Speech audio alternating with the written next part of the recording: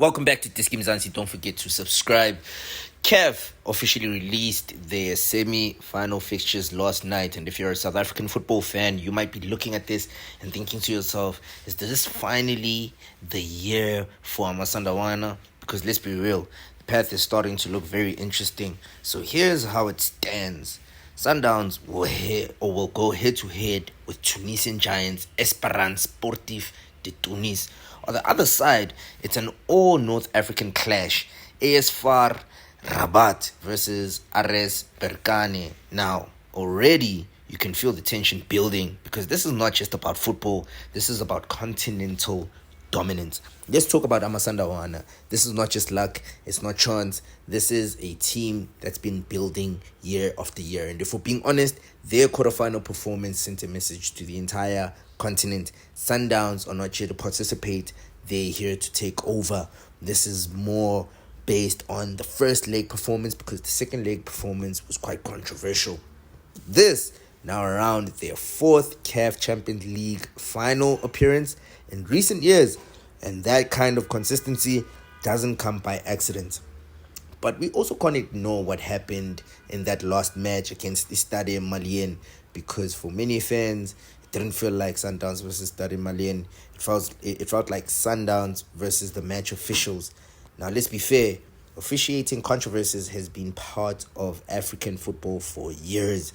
We've seen questionable calls, inconsistent decisions, and moments that leave fans frustrated across the continent. But here's the key thing. Top teams find a way to win anyway, and Sundowns did exactly that. Now, there's also been a lot of talk online about CAF decisions and politics, especially involving tournaments like the African Cup of Nations. But let's just keep things factual. Recent AFCON tournaments have been decided on the pitch, and officials have not been overturned in the way some social media narratives suggest. That said, the conversation around transparency and fairness in African football is very real. It's very real. Yet,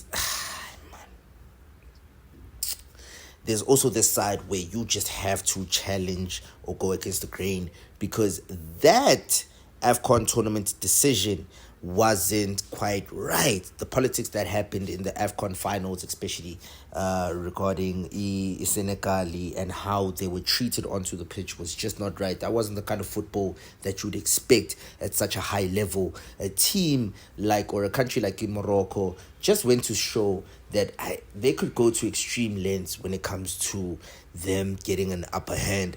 However, we have to let bygones be bygones. Now back to the football. Esperance Sportive De Tunis is no small team.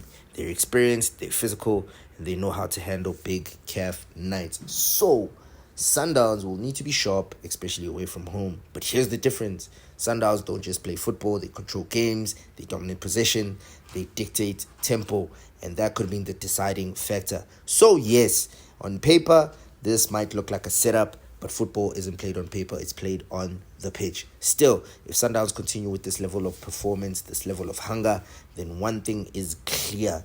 The CAF Champions League trophy might be finally making its way to Klorkop, because this team, they're not chasing silver, they want gold. Let me know in the comments, do you think Sundowns can go all the way this season? Don't forget to like, subscribe, and hit that notification bell. This is Diskim Zansi, where we break down the game the way real fans understand it. Dango.